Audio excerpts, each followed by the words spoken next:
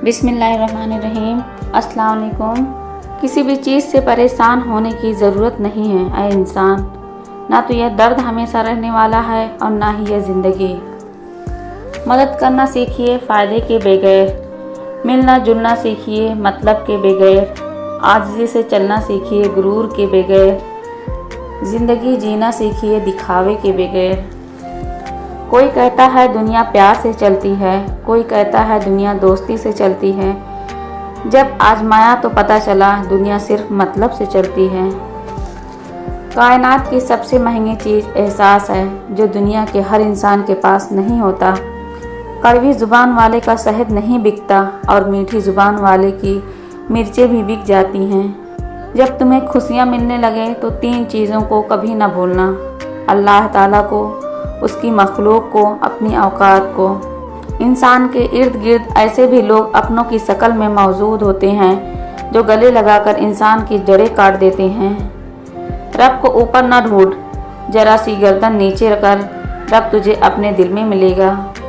आजिज़ी यह है कि इंसान दूसरों के अंदर एक बुराई देखे तो उसे अपनी 10 याद आ जाए। एक गैबी असूल यह भी है कि जो चीज़ तकसीम करोगे उसी चीज़ की तुम्हारे पास फरावानी हो जाएगी। फिर वह दौलत हो, इज़्ज़त हो, इल्म हो, मोहब्बत हो, दरगुजर हो, खाना हो या आसानियाँ। औरत अगर बेटी है तो रहमत, अगर बीवी है तो सबर के नस्ल ईमान की वारिस, अगर माँ है तो उसके कदमों तले जन्नत है। किसी को तकलीफ़ ना दो, कहीं उसका दुख आपकी दुआओं की कबूलियत में रुकावट ना बन जाए। 10 बार हज कर लो, 10 मस्जिदें बनवा लो, लेकिन एक बात याद रखना, अगर माँ बाप राज़ी नहीं हैं तो अल्लाह भी राज़ी नहीं।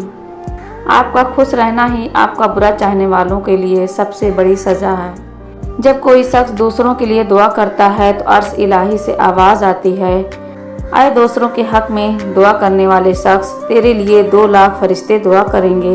अफसोस, जनाजे की नमाज़ पढ़ने के लिए लोग दूसरे मुल्कों से भी आ जाते हैं, लेकिन फ़र्ज़ नमाज़ पढ़ने के लिए मुसलमान महल्ले की मस्जिद तक नहीं जाते।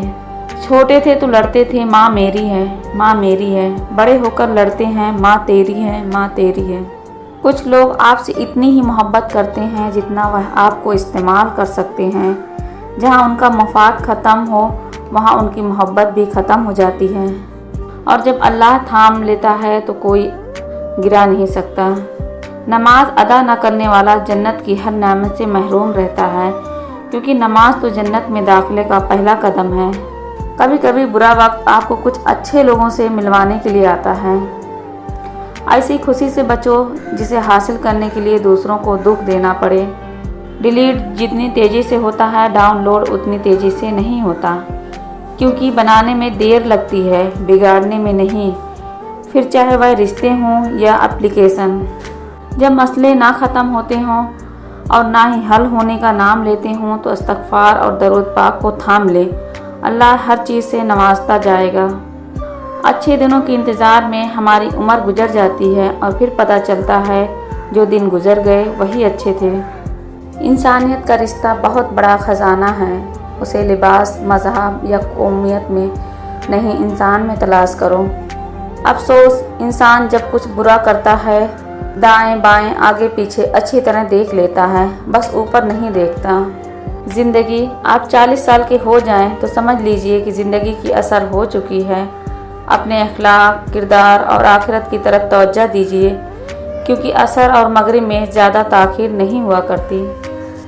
खता का पुतला हूँ, माफ़ी चाहता हूँ, अर्श वाले से भी और फ़र्श वालों से भी। रिश्तों के बाज़ार में आजकल वह लोग हमेशा ही अकेले पाए जाते हैं जो दिल और ज़ुबान के सच्चे होते हैं। जो किसी का बुरा नहीं चाहते उनके साथ कोई बुरा नहीं कर सकता, ये मेरे रब का वादा है। हज़रत अली रज़ियल्लाहु अन्हु ने फरमाया, परेशानी खामोश रहने से कम, सब्र करने से ख़त्म और शुक्र करने से खुशी में बदल जाती है।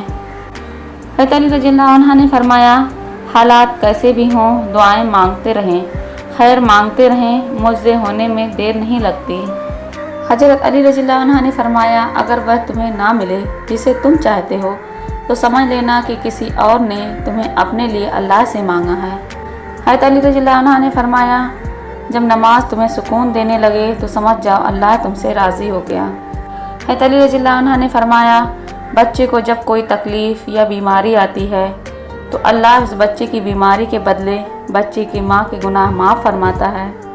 मगरूर आदमी उस परिंदे की तरह है जो आसमान की तरफ जितना बुलंद होता जाता है, लोगों की नज़रों में उतना ही छोटा होता जाता है। वक्त दिखाई नहीं देता मगर दिखा बहुत कुछ देता है।